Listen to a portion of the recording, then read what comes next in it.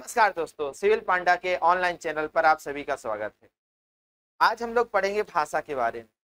भाषा के बारे में एक बात कही जाती है कि वर्तमान में जो भाषा होती है किसी भी समाज के विकास का द्योतक मानी जाती है, किसी भी समाज के विकास का प्रतीक मानी जाती है, या यूं कहें कि भाषा से किसी देश की गरिमा प्रतीक, उसकी अस्मिता का प्रतीक बनती है। इसलिए दोस्तों, भाषा का अध्ययन बहुत आवश्यक हो जाता है। इसी महत्व को समझते हुए हमारे संविधान में भाषा से संबंधित प्रावधान जोड़े गए। हमारे महापुरुषों ने भाषा के बारे में विभिन्न प्रकार के अपने विचार भी व्यक्त किए। जैसे कि हम लोग पढ़ चुके हैं, कामता प्रसाद गुरु ने भाषा की कितनी विधिवत परिभाषा दी थी कि भाषा क्या, भाषा विचार विनिमय का माध्यम, इसके माध्यम से हम अपने विचारों को दूसरों के सम्मुख प्रस्तुत कर पाते हैं और दूसरों के विचारों को आप भली भांति समझ पाते हैं। इसी क्रम में जब भाषा को हम और थोड़ा सा अच्छे से समझने का प्रयास करते हैं, हम अपने जीवन से जोड़ने का प्रयास करते हैं, अपने संविधान से जोड़ने का प्रयास करते हैं, तो हमारे सामने एक शब्द निकल कर आता है, वो है राष्ट्रभाषा। क्या है दोस्तों? राष्ट्रभाषा। अब आपसे पूछा जाएगा, सीधे एग्जाम में पूछा जाएगा कि राष्ट्रभाषा की परिभाषा क्या होती है, राष्ट्रभाषा की परिभाषा दीजिए। दूसरा प्रश्न बनता है, राष्ट्रभाषा के कोई 3 विशेषताएं लिखिए। भारतीय संदर्भ में आप किस भाषा को राष्ट्रभाषा का दर्जा प्रदान करेंगे? ठीक है, तो इसी संदर्भ में सबसे पहले हम इसकी परिभाषा लिखें। क्या लिखेंगे? आप इसकी परिभाषा लिखेंगे। तो परिभाषा क्या बनेगी दोस्तों राष्ट्रभाषा के? तो राष्ट्रभाषा की परिभाषा बनेगी, किसी भी राष्ट्र के अधिकांश लोगों के द्वारा जिस भाषा का प्रयोग अपने विचारों के आदान प्रदान हेतु किया जाता है, उसे हम राष्ट्रभाषा कहते हैं। राष्ट्रभाषा आम जन की भाषा होती है। परिभाषा लिख लीजिए,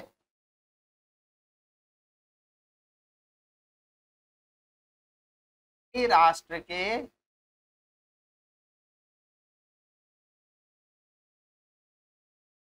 अधिकांश लोगों के द्वारा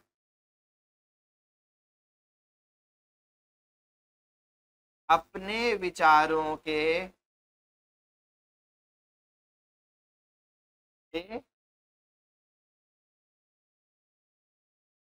आदान प्रदान हेतु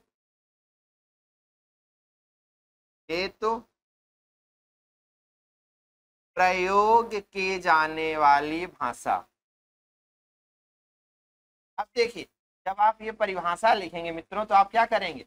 मुख्य परीक्षा में सबसे महत्वपूर्ण होता है रेखांकन करना, क्योंकि अब जो कॉपियां चेक होती है वो ऑन स्क्रीन चेक होती है।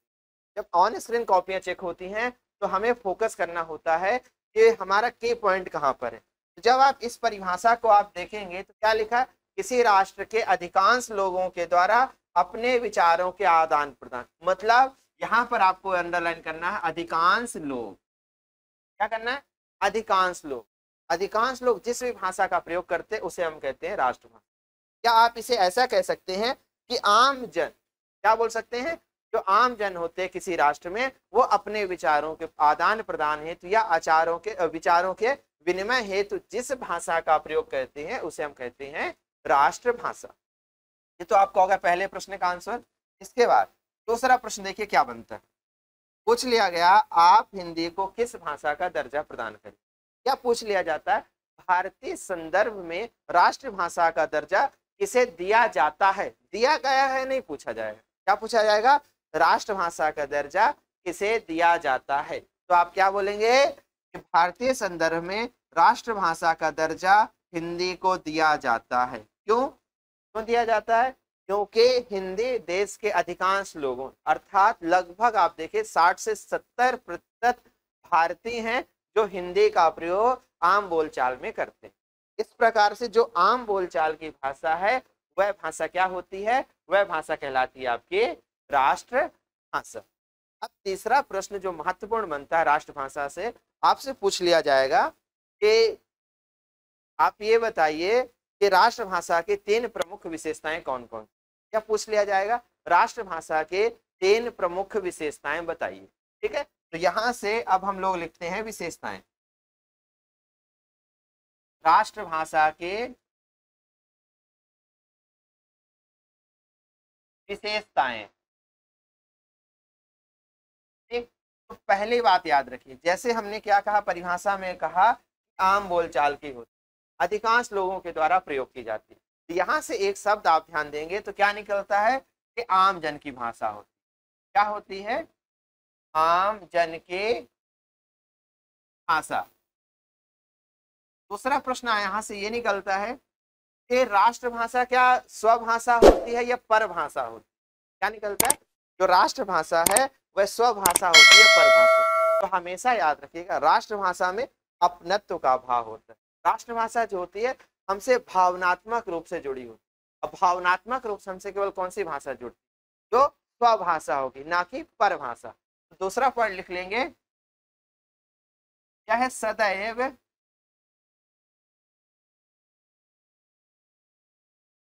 क्या है, सदैव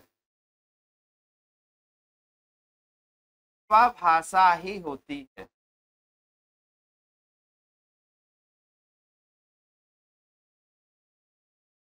यह सदैव स्वभाषा ही होती है। और तीसरी विशेषता आप क्या लिख सकते हैं, क्या है, राष्ट्र के लोगों से भावनात्मक रूप से जुड़ी होती है या भावनात्मक रूप से संबंधित होती है। इसके बाद एक विशेषता और आप लिख सकते हैं, जैसे कि हमने क्लास स्टार्ट होने के प्रारंभ में ये कहा था कि जो भाषा होती है किसी भी देश के विकास की परिचायक होती है, किसी भी समाज के विकास का परिचायक होती है। क्योंकि जब तक कोई समाज विकसित अवस्था में नहीं पहुंच पाता है तो वहां की भाषा परिपक्वता को प्राप्त नहीं करती है। यहाँ से आप देख सकते हैं भाषा में और क्या विशेषता आ सकती है।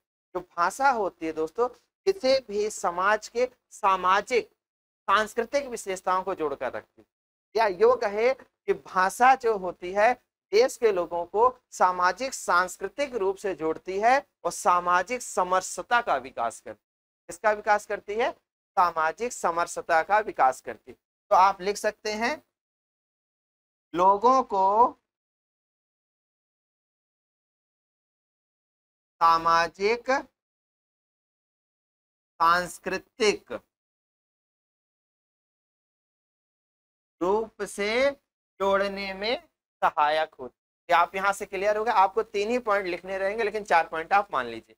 पहला हो गया, दूसरा, तीसरा और ये चौथा। इस प्रकार से राष्ट्रभाषा से जो भी प्रश्न बन सकते हैं वो आपके समाप्त होते। हाँ, इनकेस आपसे ये प्रश्न पूछा जा सकता है कि राष्ट्रभाषा की आवश्यकता क्यों है, क्यों राष्ट्रभाषा आवश्यक है, तो इसके भी 3 पॉइंट आपके यहीं से निकाल कर आ जाए। इसे को आप डाइवर्ट कर दीजिए। कैसे डाइवर्ट कर दीजिए, क्या यहाँ से आप पॉइंट जोड़े, लोगों को सामाजिक सांस्कृतिक रूप से जोड़ने के लिए राष्ट्रभाषा आवश्यक है। देश में राष्ट्रीय आंदोलन की प्रगति के लिए ये भाषा आवश्यक होती है। अब यह क्या लिख देंगे आप, भावनात्मक, देश के लोगों में बंधुत्व का भाव बढ़ाने के लिए राष्ट्रभाषा की आवश्यकता होती है। इस प्रकार से आपकी राष्ट्रभाषा का टॉपिक समाप्त होता है। अब अपना अगला टॉपिक है दोस्तों राजभाषा। क्या है, राजभाषा अपना अगला टॉपिक। अब जैसे राजभाषा लिखा हुआ है दोस्तों, तो यहाँ पर आप इसे यदि तोड़ते हैं तो क्या बनेगा, राज प्लस भाषा, अर्थात इसका जो शाब्दिक अर्थ निकलता है, शाब्दिक अर्थ,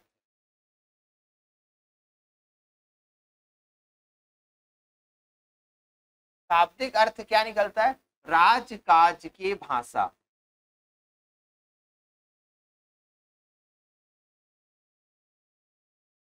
और ये कोई सामान्य सा शब्द नहीं, क्योंकि देखिए राष्ट्रभाषा जो होता है वो संवैधानिक शब्द नहीं है, आम बोलचाल का शब्द है। परंतु जब राजभाषा की बात करते हैं तो हमें संविधान का उल्लेख करना आवश्यक हो जाता है। क्यों, क्योंकि यह संवैधानिक शब्द है। क्या है, संवैधानिक शब्द है। तो जब भी आप इसकी परिभाषा लिखते हैं, यदि आपको नहीं याद आती तो आप सीधे लिख दीजिए, ये वह परिभाषा लिखिए कि शासन प्रशासन के कार्यों में जिस भाषा का प्रयोग किया जाता है या भाषा के जिस रूप का प्रयोग किया जाता है उसे हम राजभाषा कहते हैं। और यदि थोड़ा सा आपको स्टैंडर्ड बढ़ाना है, मानक बढ़ाना है परिभाषा का, और अच्छी परिभाषा लिखनी है, तो आप सीधे क्या लिखेंगे, संविधान का उल्लेख करेंगे। क्या कहेंगे, संविधान में उल्लेखित वह भाषा जिसका प्रयोग शासन प्रशासन में किया जाता है क्या कहलाती है, वह भाषा आपकी कहलाती है राजभाषा। आप इस परिभाषा को इस तरीके से भी लिख सकते हैं, ठीक है। तो याद रखिए क्या लिखेंगे, संविधान द्वारा निर्देशित वह भाषा जिसका प्रयोग शासन प्रशासन के कार्यों में किया जाता है उसे हम क्या कहते हैं, राजभाषा। ये लिख दिया हमने, संविधान में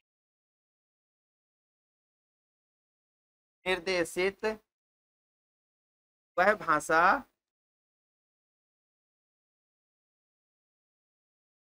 का प्रयोग शासन प्रशासन के कार्यों में किया जाता है, ठीक है। ये आपकी क्या हो गई, परिभाषा हो गई। अब भारतीय संविधान में किस भाषा को राजभाषा का दर्जा दिया गया है, तो आपका आंसर हो जाएगा इस संविधान में हिंदी को राजभाषा का दर्जा प्रदान किया गया है, और यह दर्जा प्रदान किया गया है अनुच्छेद 343 के अंतर्गत। किसके अंतर्गत प्रदान किया गया है, अनुच्छेद 343 के अंतर्गत प्रदान किया गया, ठीक।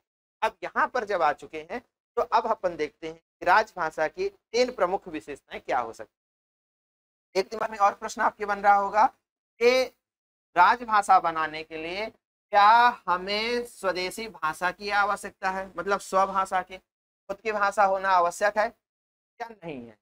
क्या हम विदेशी जो भाषाएं हैं उनको भी हम राजभाषा का दर्जा प्रदान कर सकते। तो यहाँ पर दोस्तों विशेष ध्यान दीजिए, राजभाषा जो है, पहले राजभाषा शब्द नहीं था, क्या था, इसके लिए प्रयोग किया गया था स्टेट लैंग्वेज। क्या किया गया था, स्टेट लैंग्वेज।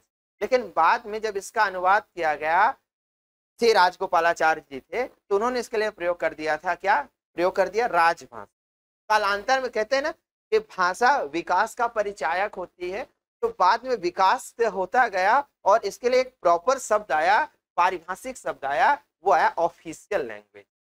क्या आया, ऑफिशियल लैंग्वेज शब्द बाद में आया था, पहले आया था स्टेट लैंग्वेज, ठीक। जब आगे बढ़ते जाते हैं, जहां से हमारे देश में चूंकि जो हमारा संविधान बना है वो क्या बना, वो गुलामी के पश्चात आया है, ठीक। इसमें कहीं ना कहीं से पाश्चात्य सभ्यता और संस्कृति का भी प्रभाव परिलक्षित। तो इस कारण से हम देखेंगे जो हमारी राजभाषा है उसमें एक विकल्प दिया जाता है कि ये हिंदी भी हो सकती है या अंग्रेजी भी, ठीक है। तो हमेशा इसमें याद रखिएगा, पहला पॉइंट तो इसकी विशेषता है, ये कहाँ प्रयोग की जा रही है, शासन और प्रशासन। तो शासन और प्रशासन का क्षेत्र हमेशा सीमित होता है हमारे जीवन में। तो शासन प्रशासन उसका महत्व हम 1% के लगभग देते हैं, बाकी महत्व हम नातेदारी को देते हैं, समाज को देते हैं, राष्ट्र को देते हैं और गप्पबाजी में देते हैं, ठीक है। तो पहले विशेषता हो जाएगी सीमित क्षेत्र। पहली विशेषता क्या हो जाएगी दोस्तों, सीमित क्षेत्र, मतलब सभी क्षेत्रों में नहीं बोली जाती है, बहुत ही कुछ ही क्षेत्रों में बोली जाती है। वो क्षेत्र कौन से, शासन के कार्य हैं और प्रशासन के कार्य हैं। दूसरी विशेषता आपकी क्या हो जाएगी, राजभाषा क्या है, यह संवैधानिक है, संविधान में उल्लेखित उल्लिखित, देखिए हम उल्लेखित बार बार बोलते हैं, लेकिन उल्लेखित शब्द ऐसा कुछ नहीं, वास्तव में शब्द क्या होता है, उल्लिखित होता है। तो दूसरा पॉइंट क्या होगा, संविधान में जो उल्लिखित भाषा है वह क्या है, राजभाषा है। तीसरा पॉइंट क्या लिखें, इसमें ये क्या करती है, देश को राजनीतिक रूप से जोड़ने का कार्य करती है। क्या करती है, राजनैतिक रूप से जोड़ने का कार्य। पॉइंट क्या हो गया दोस्तों, तीसरा पॉइंट आपका हो गया, राजभाषा क्या करती है, राजनीतिक रूप से जोड़ने का कार्य करती है। चौथा विशेष पॉइंट क्या हो जाएगा, एक बात याद रखिएगा कि हमेशा यह जो होती है स्वभाषा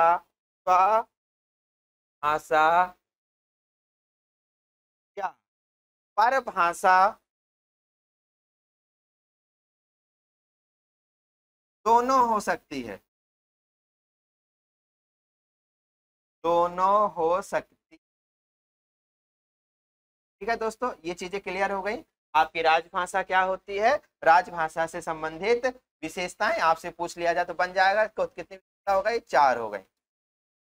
कौन कौन से, पहले सीमित क्षेत्र, संविधान में उल्लेखित, राजनीतिक रूप से जोड़ने का कार्य, अर्थात जो संविधान में दिया गया है राजनीतिक एकता, तो राजनीतिक एकता का कार्य करती है आपकी राजभाषा। इसके बाद क्या दिया गया, चौथा स्वभाषा, अर्थात जो राजभाषा है दोस्तों वो हिंदी भी हो सकती है और अंग्रेजी भी हो सकती है, ये बात आप ध्यान रखिए। इस प्रकार से दोस्तों ये बातें कंप्लीट होती है, राष्ट्रभाषा भी कंप्लीट होता है और राजभाषा भी कंप्लीट होता है। अब हम अगले चैप्टर में जाते हैं, अगली स्लाइड में। तो अगली स्लाइड में लिखा है भारतीय संविधान और भाषा। जब भारतीय संविधान और भाषा की बात आती है तो हमें इसकी पृष्ठभूमि समझनी,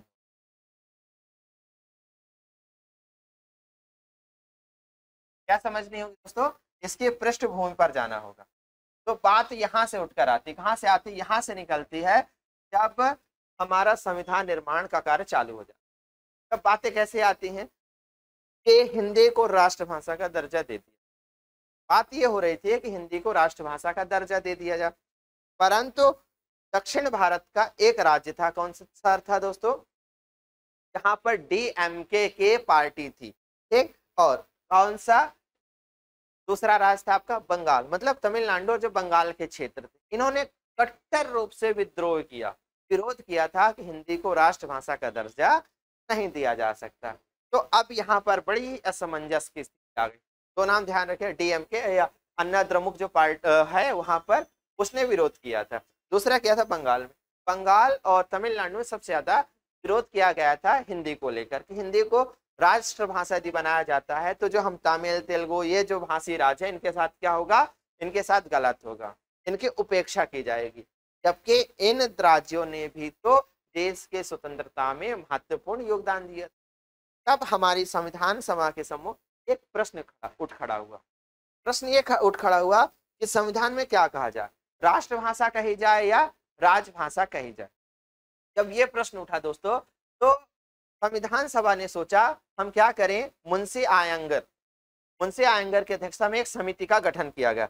अब मुंशी आयंगर ने सुझाव दिया कि एक काम करिए, हिंदी को राष्ट्रभाषा का दर्जा ना देते हुए हिंदी को राजभाषा का दर्जा प्रदान किया जाए। मुंशी आयंगर ने क्या कहा, हिंदी को राजभाषा का दर्जा प्रदान किया जाए। तो इस आधार पर दोस्तों सबसे पहली बात हुई कि 14 जनवरी 14 तारीख को, तो कहते हैं ना 14 सितंबर क्यों महत्वपूर्ण है, तो 14 सितंबर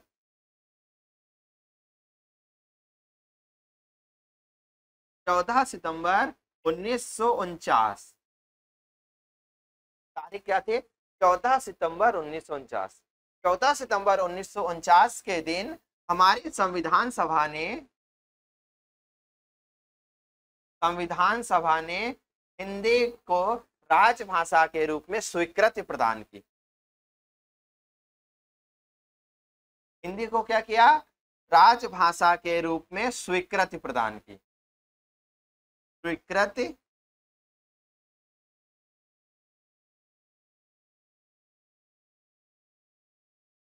प्रदान। यहाँ पर आप याद रखिए जब वो सब घटनाएं चल रही थी, असमंजस का भाव चल रहा था, उसी समय एक बात निकली, मुंशी आयंगर ने एक सूत्र फरमाया, एक फॉर्मूला दिया कि हिंदी को राजभाषा का दर्जा दे, राष्ट्रभाषा की चकल्लासी खत्म हो जाए।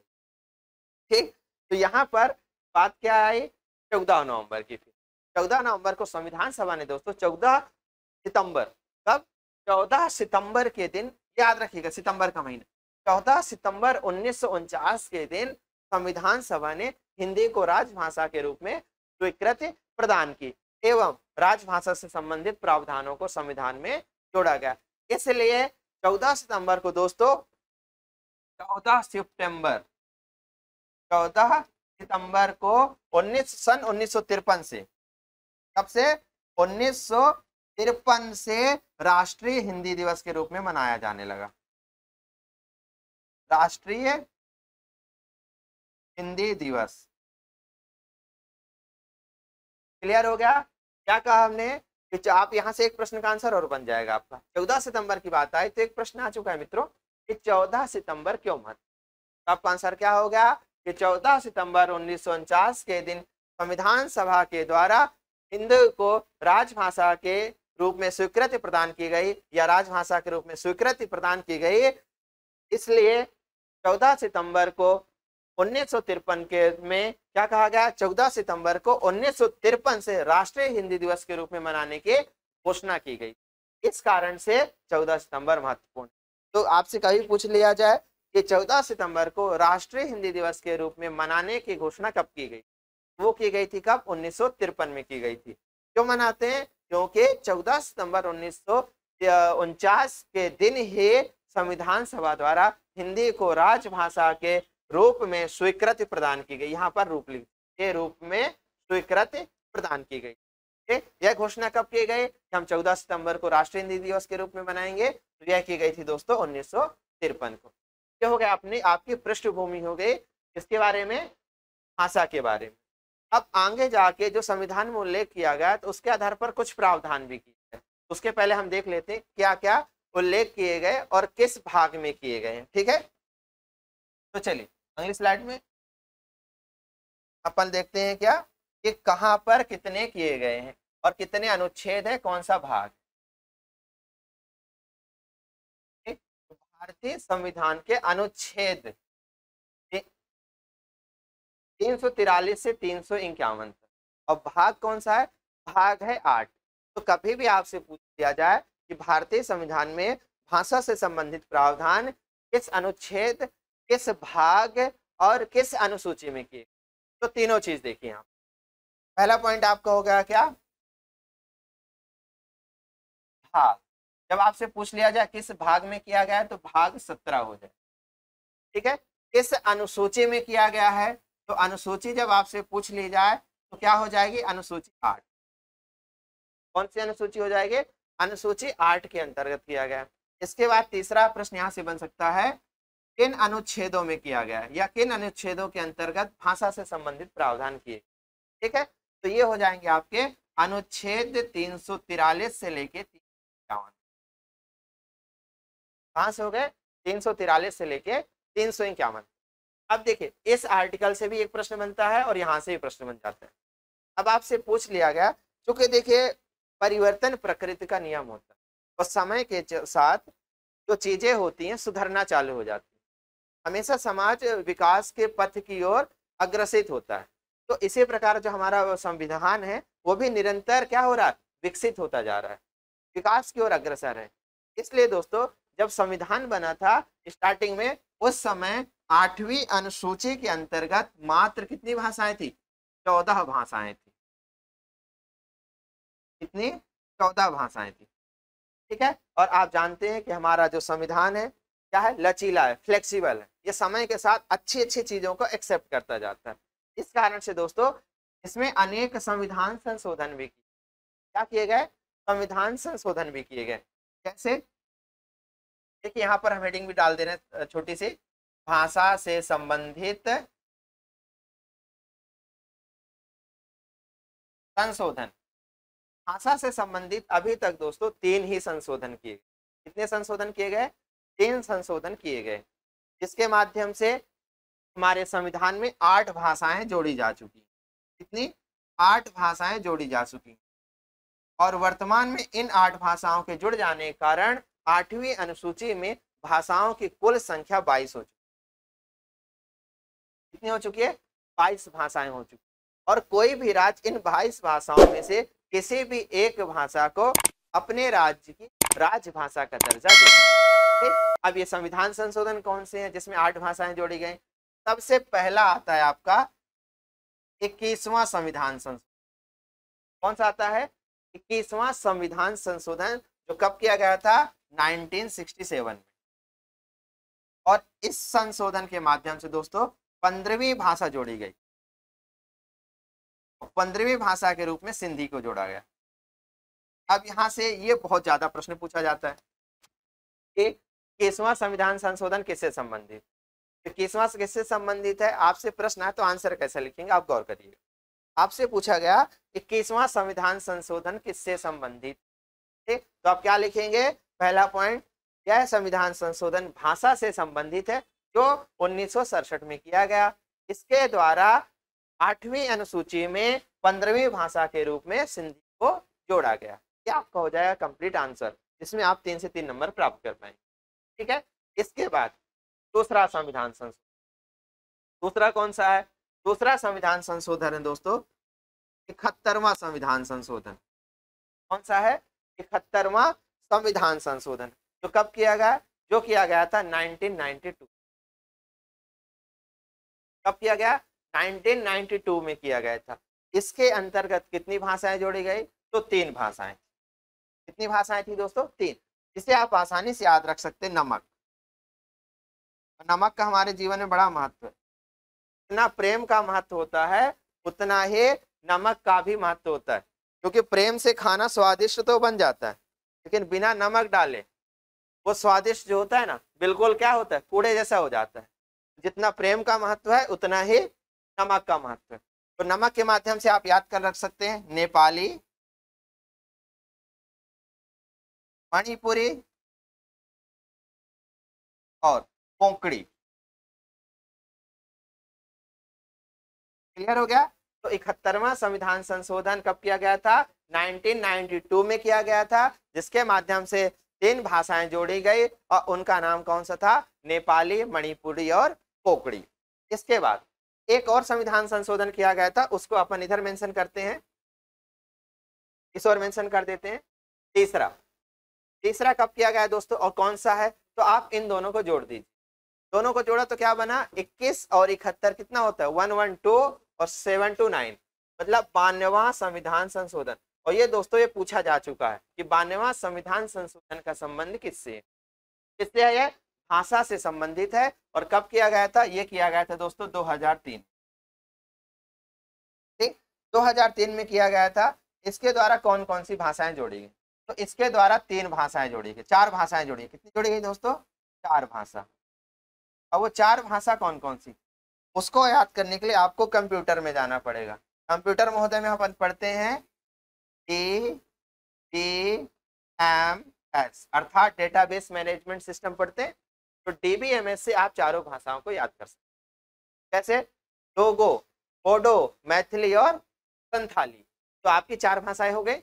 इस प्रकार से आपने देखा कि 15वीं भाषा 16, 17, 18, 19, 20, 21 और 22 ये आपके हो गए 3 भाषा से संबंधित संविधान संशोधन। तो आप तीनों को याद रखिएगा, कभी भी पूछा जा सकता है, क्योंकि 2015 या 16 मुख्य परीक्षा में पूछा गया था कि 92वां संविधान संशोधन किससे संबंधित है। तो हो सकता है 21वां भी पूछ ले और 71वां पूछ ले। दूसरे तरीके से प्रश्न ऐसे पूछा जा सकता है आपसे, ये बताइए नेपाली जो भाषा है उसको किस संविधान संशोधन के द्वारा जोड़ा गया? नेपाली पूछने के संभावनाएं बढ़ती हैं, क्योंकि अभी हाल ही में पुष्प कमल दहल प्रचंड मध्य प्रदेश में आए हुए थे, और जो नेपाल और जो भारत के रिश्ते हैं पुनः क्या होने लगे? मजबूत होते दिख रहे हैं, प्रागढ़ होते दिख रहे हैं। जब क्लोज आते हैं रिलेशन तो उनसे संबंधित प्रश्न आने की प्रायिकता ज्यादा होती है। इसलिए आपसे पूछा जा सकता है कि नेपाली भाषा को किस संविधान संशोधन के द्वारा 8वीं अनुसूची में शामिल किया गया? तो आपका आंसर क्या हो जाएगा? 71वां संविधान संशोधन 1992 के द्वारा नेपाली को 8वीं अनुसूची में शामिल किया गया था। ठीक है, ये हो गया आपके संविधान संशोधन।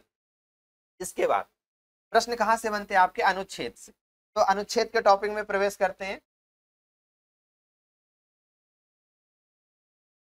अनुच्छेद, अब इसमें से कुछ अनुच्छेद बहुत ही ज्यादा इंपॉर्टेंट और बाकी पढ़ने की आवश्यकता वैसे विशेष नहीं, परंतु इन अनुच्छेदों को पढ़ने के लिए हम एक सरल वे अपना सकते हैं। वो कौन सा वे होगा? अगली स्लाइड में हम देख लेंगे वो कौन सा वे होगा। ध्यान दीजिए, भाषा से संबंधित उपबंध। एक हमारे संविधान निर्माताओं ने भी ध्यान दिया था कि प्रतिभागियों को कोई परेशानी नहीं हो सकती, इसलिए भाषा से संबंधित उपबंधों को उन लोगों ने कितने भागों में बांटा था? 4 भागों में बांट दिया था, 4 अध्याय में। 4 अध्याय में बांट दिया गया। और वो 4 अध्याय में के अंतर्गत पूरे आर्टिकल रख दिए गए। कौन से? आर्टिकल 343 से 350। ठीक है, तो सबसे पहला अध्याय क्या है? पहले अध्याय के बारे में हम देखते हैं। पहला अध्याय क्या है? पहला अध्याय। तो जो पहला अध्याय है दोस्तों, पहला अध्याय देखिए सबसे ऊपर क्या है, केंद्र है कि नहीं है। और एक बात याद रखिएगा कि हमारे संविधान में कहीं पर भी केंद्र सरकार का उल्लेख नहीं किया गया, वहां पर हमेशा संघ सरकार का उल्लेख। ठीक, तो संवैधानिक उपबंध पढ़ रहे हैं, संवैधानिक उपबंधों का पढ़ रहे हैं, संवैधानिक प्रावधानों को पढ़ रहे हैं, तो हम यहाँ पर क्या कहेंगे, सर्वोच्च क्या है, सबसे ऊपर बैठा हुआ ईश्वर कौन है हमारे संविधान में, कौन है, वो आता है संघ। प्रशासन के क्षेत्र में देखा जाए तो सबसे ऊपर संघ है, उसके बाद आते हैं राज्य। ठीक, तो सबसे पहला अध्याय दोस्तों इसी से संबंधित है, संघ की भाषा। संघ की भाषा पहले अध्याय में किसका उल्लेख किया गया है मित्रों, पहले अध्याय में उल्लेख किया गया है संघ की भाषा के बारे में। इसके बाद आते हैं हम लोग अध्याय 2। दूसरा अध्याय क्या कहता है, जब दूसरे अध्याय पे पहुंचते हैं तो दूसरा अध्याय कहता है आपने संघ घूम लिया महोदय, अब राज्यों पर की ओर जाइए। अब आपको राज्यों की ओर जाना है तो अध्याय का नाम क्या करें, प्रादेशिक भाषाएं। क्या नाम दे दिया गया दूसरे अध्याय को, प्रादेशिक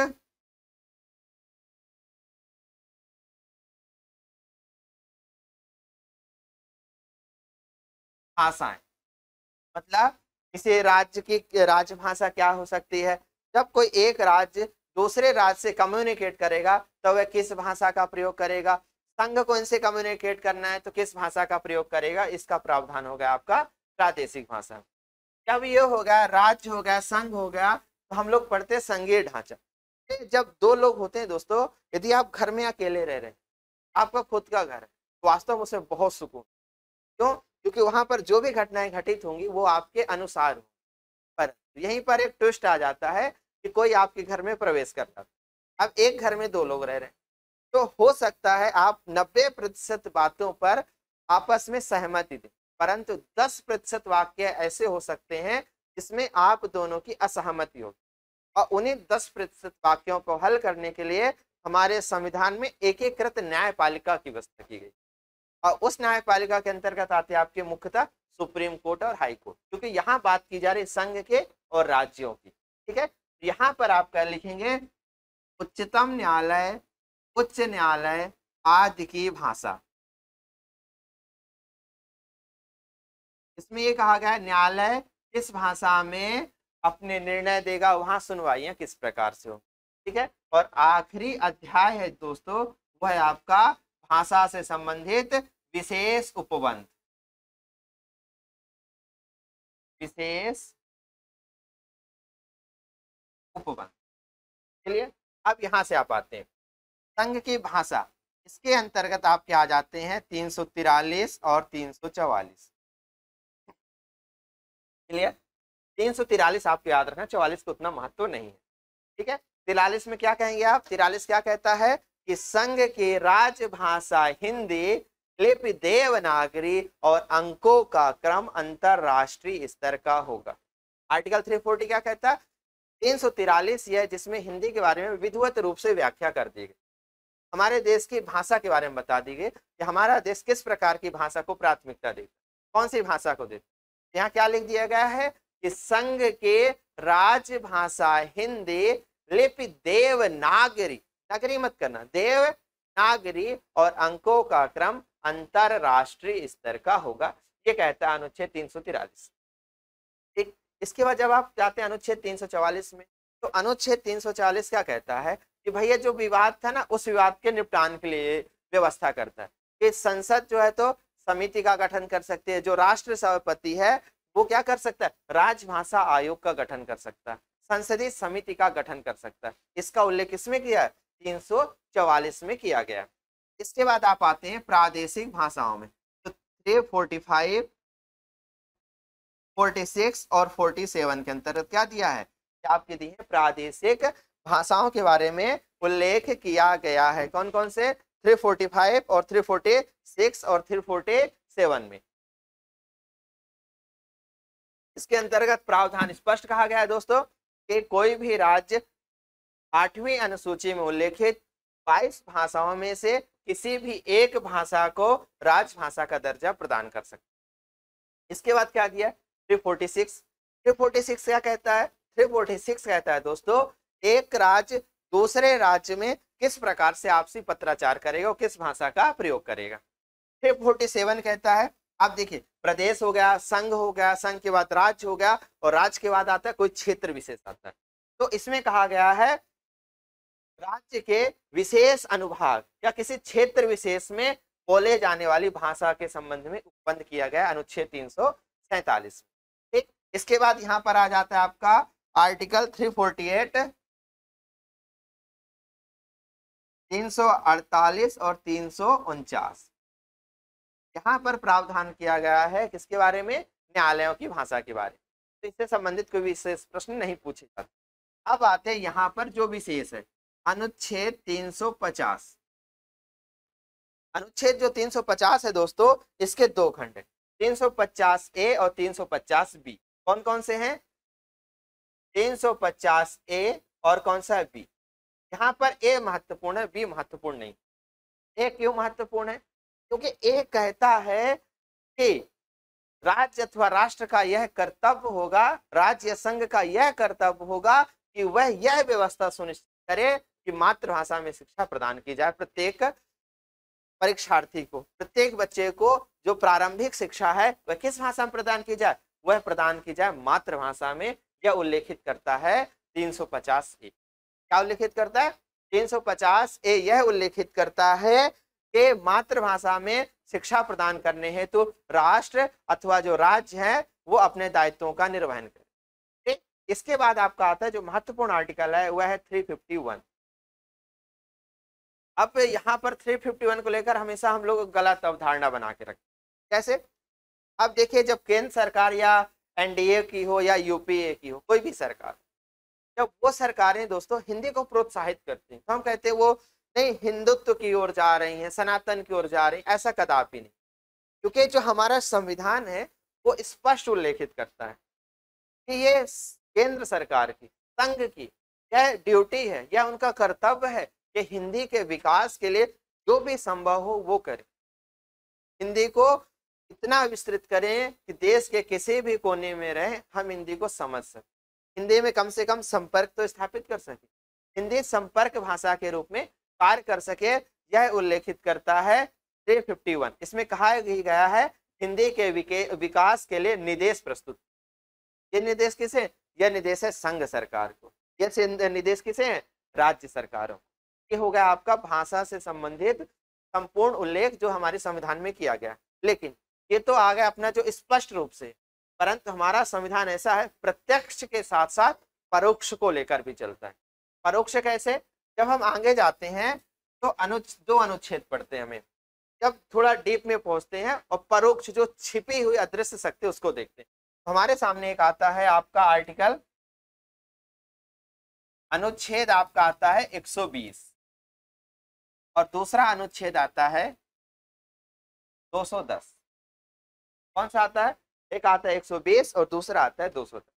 120 क्या कहता है, 120 में कहा गया है संसद में प्रयोग होने वाली भाषा के संबंध में व्याख्या की, किस भाषा का संसद में प्रयोग किया जाएगा और किस भाषा का प्रयोग नहीं होगा। इसके बाद 210 में इसी प्रकार किया गया है विधानमंडल के लिए, विधानमंडल के लिए भाषा से संबंधित उपबंध का उल्लेख किया गया है 210। ठीक है, ये आपके हो गए भाषा से संबंधित संपूर्ण प्रावधान जो हमारे संविधान में उल्लेखित किए गए।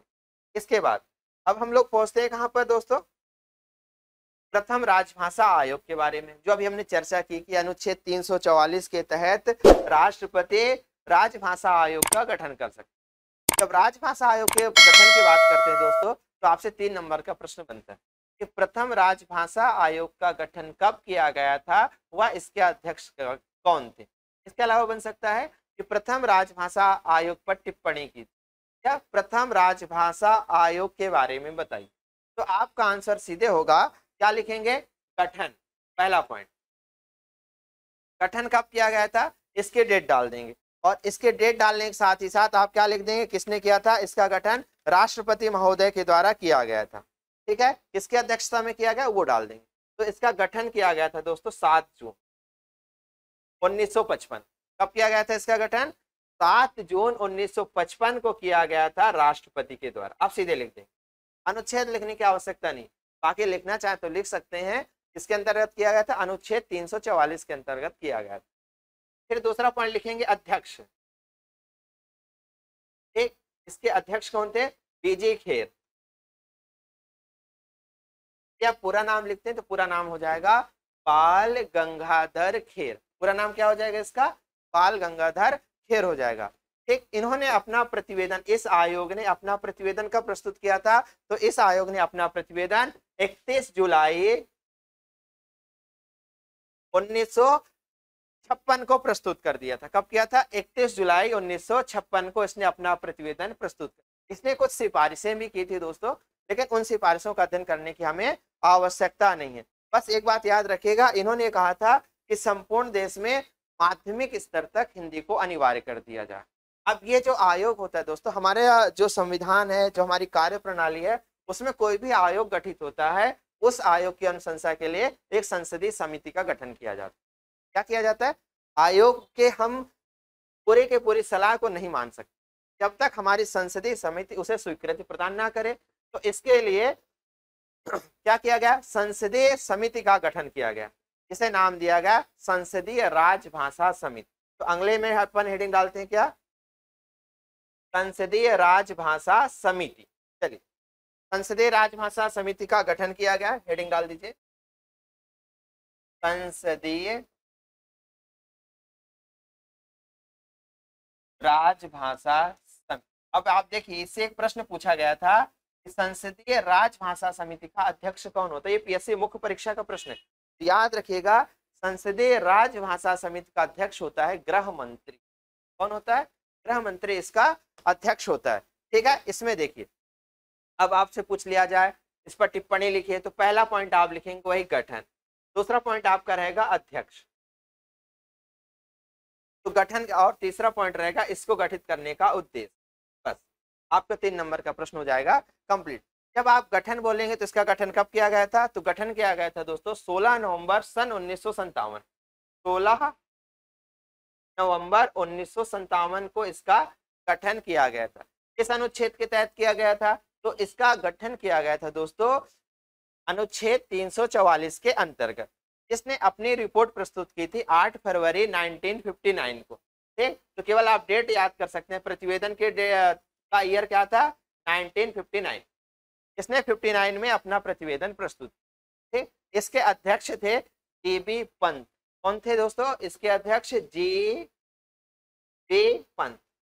अब आप पढ़ते हैं इतिहास में एक फैक्ट पढ़ते हैं कि सबसे बड़ी कृत्रिम झील कौन सी? ठीक, तो हम पढ़ते गोविंद बल्लभ पंत सागर, वो इन्हीं के नाम पर। इसके नाम पर?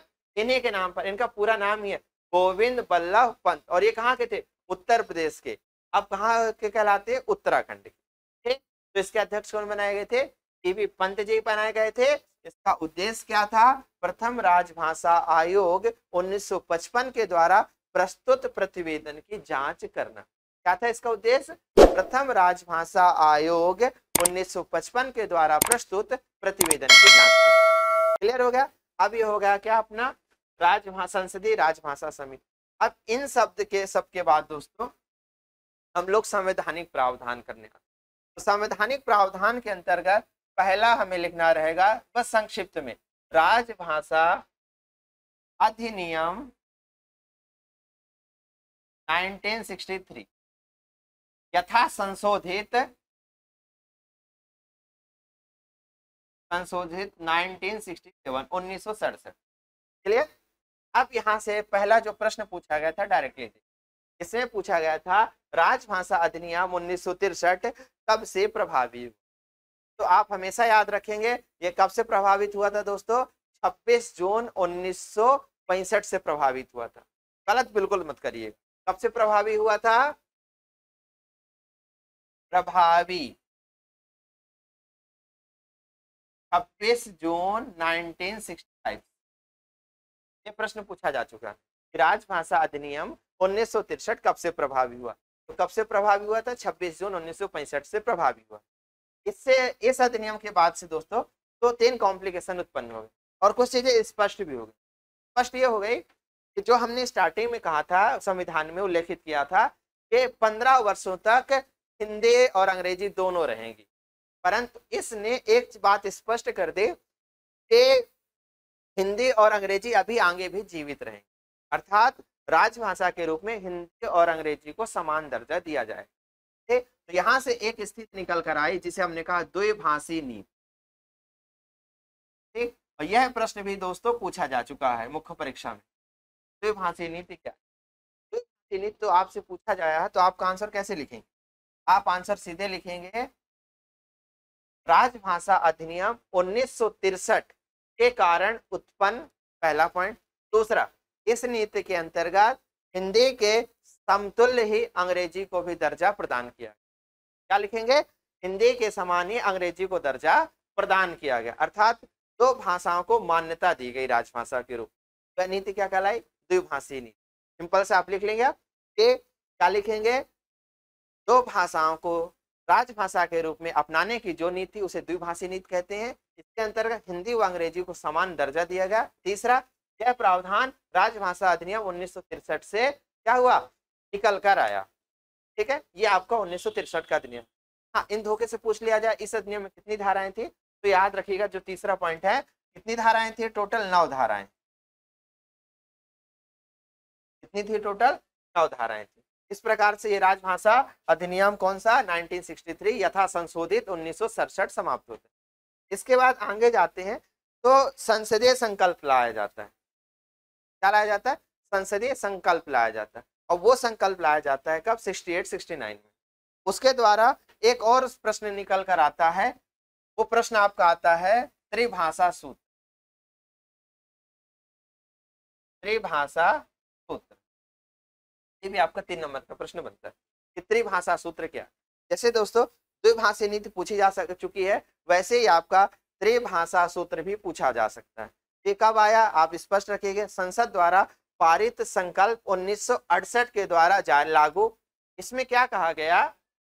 इसमें कहा गया, जो प्रावधान देखिए, प्रावधान ये कहा गया कि जो उत्तर भारत के राज्य या वे राज्य जहां हिंदी और अंग्रेजी राजभाषा के रूप में प्रतिष्ठित हैं, वहां दक्षिण भारत के प्रादेशिक किसी एक भाषा का अध्ययन करवाया जाए, एवं दक्षिण भारत में प्रादेशिक भाषाओं एवं अंग्रेजी के साथ ही हिंदी का अध्ययन भी करवाया जाए। इससे क्या होगा? दोनों जो क्षेत्र हैं, उत्तर का क्षेत्र जो दक्षिण का क्षेत्र है, उनके मध्य क्या आ जाएगा? सामंजस्य आएगा। दोनों एक दूसरे की संस्कृति का सम्मान करना प्रारंभ कर देंगे और देश में बंधुत्व और भाईचारे का भाव क्या हो जाएगा? लागू हो जाएगा, और हिंदी को राजभाषा से राष्ट्रभाषा के रूप में प्रतिष्ठित करने का अवसर प्राप्त हो सकता है। तो ये कहता है त्रिभाषा सूत्र। ठीक है, इसके बाद जब हम आगे बढ़ते हैं, एक बात और आती है, अगला आता है आपका राजभाषा परिनियमावली 1977 यथा संशोधित 1987। क्या होगा? यथा संशोधित 1987। अब ये पूछ लिया गया, तो इसमें आपको एक पहला पॉइंट याद रखना है, इसमें कितनी धाराएं हैं? तो इसमें धाराओं की संख्या कितनी है? 12। पहला पॉइंट ये है। दूसरा, इसने ये किया दोस्तों कि भाषा के आधार पर उसने देश को इन क्षेत्रों में विभाजित कर दिया। इन क्षेत्रों में विभाजन। अब ये जो क्षेत्र है दोस्तों, यहां से प्रश्न मुख्य परीक्षा में पूछे जा चुके हैं। 3 क्षेत्रों में विभाजन किया गया, तो पहले कौन कौन सा ये देखिए। पहला क्षेत्र है आपका, पहला क्षेत्र आपका का क्षेत्र। का क्षेत्र का मतलब क्या है? का क्षेत्र का मतलब है दोस्तों, इसके अंतर्गत देश के वे राज्य अथवा संघ शासित प्रदेश शामिल किए जाते हैं जहां पर हिंदी को प्राथमिक भाषा का दर्जा प्राप्त है। प्राथमिक भाषा मतलब मुख्य भाषा कौन सी रहेगी? हिंदी। यहाँ पर जो भी पत्राचार किए जाते हैं, मान लीजिए संघ सरकार इनको कुछ प्रेषित कर रही है, इन्होंने इंग्लिश में प्रेषित कर दिया संघ को। अब संघ जब भी उनको रिस्पांस देगी, जो भी प्रति उत्तर देंगे, तो वह क्या देगी? इंग्लिश में भले देगी, लेकिन उसके साथ स्टेपल करके देगी हिंदी का। हिंदी रूपांतरण भी इन राज्यों को संघ सरकार प्रेषित करेगी, अर्थात पत्राचार जो होगा वो किस में होगा? हिंदी में भी होगा। इसके अंतर्गत कौन कौन से आते हैं? अब प्रश्न क्या था, देखिए प्रश्न आया था क क्षेत्र के अंतर्गत आने वाले किन्हीं 3 राज्यों के नाम लिखिए। ठीक है, तो यहां से आप जब नाम लिखेंगे तो आपको जाना है 2000। कहाँ जाना है? सन 2000 के में जो नवंबर माह में जो घटनाएं हुई थी आप उसकी ओर अग्रसित हो। जब आप देखते हैं 2000 नवंबर में तो आप पाते हैं कि 3 राज्य हैं, एक है मध्य प्रदेश, दूसरा है बिहार और तीसरा है यूपी अर्थात उत्तर प्रदेश। इन 3 राज्यों का विभाजन होता है। तो ये 3 तो आपके 3 ये राज्य हो गए। 3 का विभाजन हो तो इनसे क्या निकला? छत्तीसगढ़, इससे क्या निकला? झारखंड, इससे क्या निकला? उत्तराखंड। 6 राज्य तो ये हो गए। इसके अतिरिक्त भी राज्य, वो कौन से हैं? इसके अतिरिक्त आपका आता है हिमाचल प्रदेश। कौन सा क्षेत्र आता है? हिमाचल प्रदेश। इसके बाद आता है आपका हरियाणा, तभी तो हम मध्य प्रदेश के वासी हरियाणवी सॉन्ग भी पसंद करते हैं। इसके बाद आपका आता है राजस्थान। ठीक, ये आपके होते 9 राज्य। कितने राज्य? आपसे पूछ भी अच्छा भी जा सकता है का क्षेत्र के अंतर्गत कितने राज्य आते हैं, तो आप क्या बताएंगे? 1 2 3 4 5 6 7 8 9। का क्षेत्र के अंतर्गत आने वाले राज्यों की संख्या कितनी? 9। 9 राज्य के अतिरिक्त 2 संघ शासित प्रदेश भी आते हैं। 2 संघ शासित प्रदेश कौन से हैं? पहला आपका हो जाता है दिल्ली और दूसरा हो जाता है आपका अंडमान और निकोबार द्वीप। ये आपके हो गए का क्षेत्र। इसके बाद अपन आते हैं किसमें? खा क्षेत्र। दूसरा विभाजन क्या हुआ आपका? खा क्षेत्र।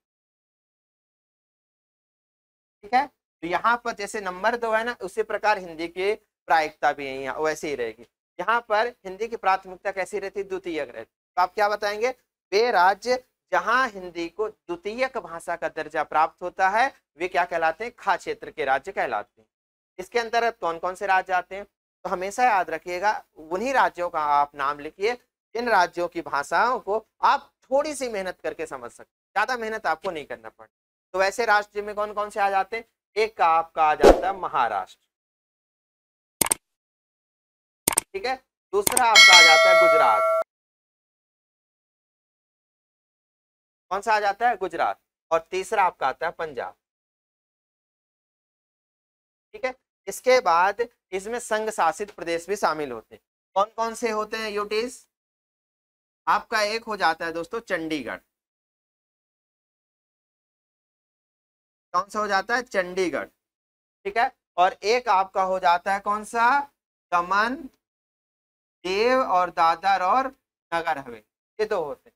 पहले जो ये आया था, नियम आया था, उस समय ये अलग अलग होते थे, दमन, दीव और दादर और नगर हवेली अलग अलग होते, परंतु कालांतर में दोनों को जोड़कर एक कर दिया, दोनों को मर्ज कर दिया। ये आपके खा क्षेत्र। का क्षेत्र के अंतर्गत आपसे कभी नहीं पूछना है, क्यों? का क्षेत्र के अंतर्गत उन राज्य वो राज्य आते हैं जो का और खा के अंतर्गत उल्लेखित नहीं होते हैं। वे राज्य जहाँ पर हिंदी ना तो बोली जाती है ना ही समझी जाती है, ठीक, वो सभी कहाँ पर आ जाते हैं? वे आ जाते हैं आपके गा क्षेत्र के अंतर्गत। अब आखिरी पॉइंट है इसका, आपको जो याद रखना है, आपसे पूछ लिया जाए कि जो राजभाषा परिनियमावली 1976 है देश के किस राज्य में प्रभावी नहीं, तो आपका आंसर होगा तमिलनाडु। यह जो परिनियमावली लाई गई थी दोस्तों, यह तमिलनाडु राज्य में प्रभावी नहीं है।